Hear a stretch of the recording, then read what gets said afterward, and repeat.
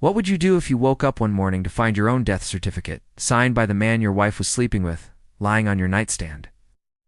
The digital glow of my phone screen at 2 a.m. cast long, accusing shadows across the pristine white paper. It wasn't a dream. It was a meticulously forged document, declaring me deceased, cause of death, accidental drowning. My heart hammered against my ribs, a frantic drumbeat against the silence of our apartment. My wife Sarah lay beside me, her breathing even, oblivious to the abyss that had just opened beneath my feet. The name on the coroner's signature line, Dr. Arthur Finch, was one I recognized from her casual mentions, a colleague from the city morgue. But the chilling implication, the sheer audacity of it, made the blood drain from my face. This wasn't just an affair. This was a conspiracy, a plot to erase me. The world outside our window, the vibrant, sleepless streets of New York City, felt suddenly distant, unreal. I knew, with a terrifying certainty, that my life as I knew it was over. But so was theirs. If you genuinely enjoy our stories, please subscribe to the channel. Tell us where you're from and what time it is right now. It's always fascinating to know how far our story flows. Sarah and I had built a life in New York, a brownstone in Brooklyn, careers we loved.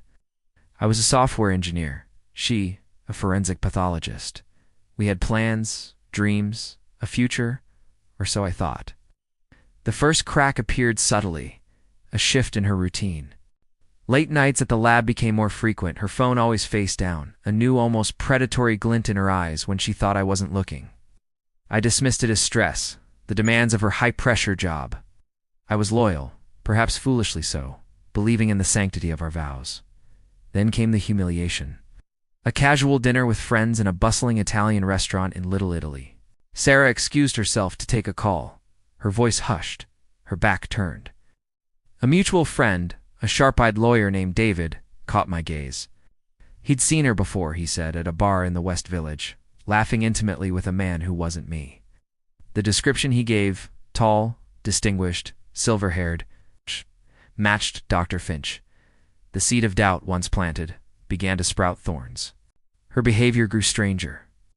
She started leaving her phone unlocked, almost daring me. I found texts innocuous at first, then increasingly intimate.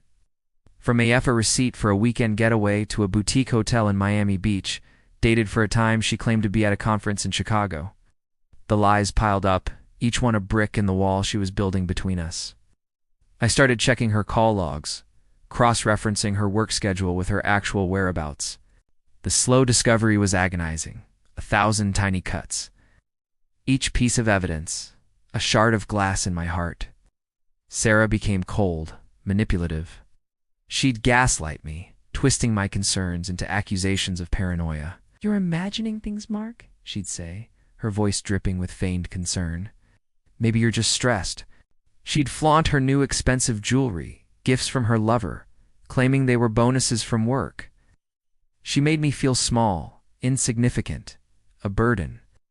The affair partner, Dr. Finch, seemed to revel in his smugness.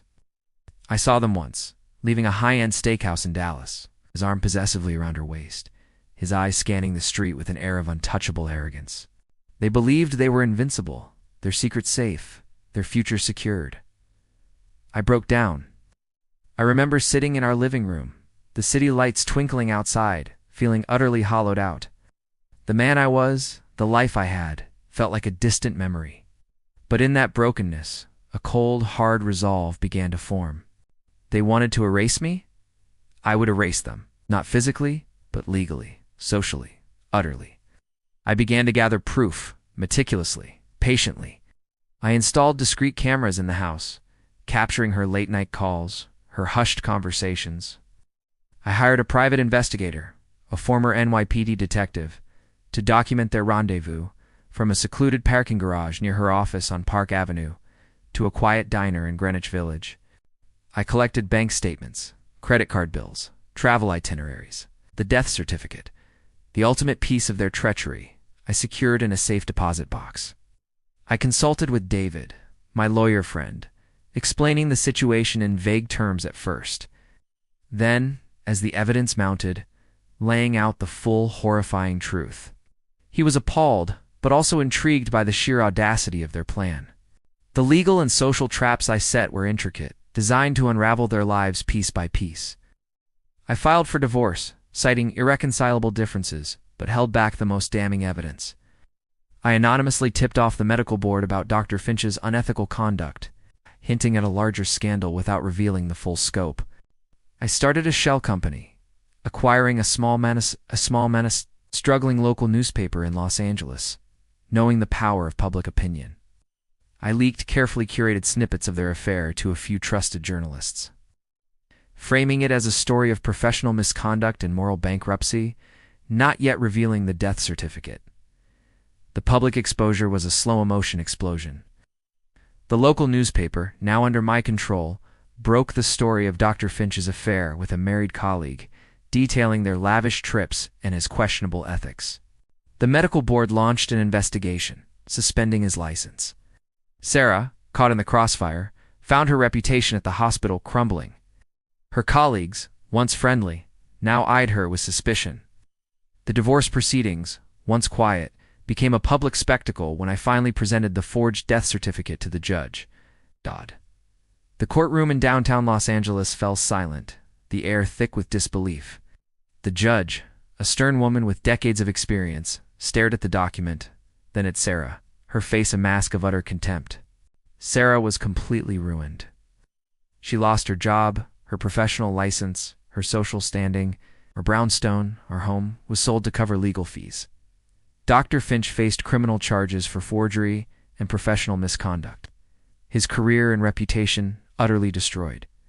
They were both pariahs, their names synonymous with deceit and corruption. I watched it all unfold, not with joy, but with a chilling sense of completion. The man they tried to bury had risen, and in doing so had buried them instead. I sometimes see Sarah, a ghost of her former self, working a menial job in a forgotten corner of Queens. Her arrogance replaced by a haunted emptiness. Dr. Finch, I hear, is serving time, his smugness long gone. I walk the streets of New York, a free man, but forever changed. The silence in my new apartment is different now. It's not the silence of betrayal, but the quiet hum of a life rebuilt from ashes. The taste of revenge is not sweet.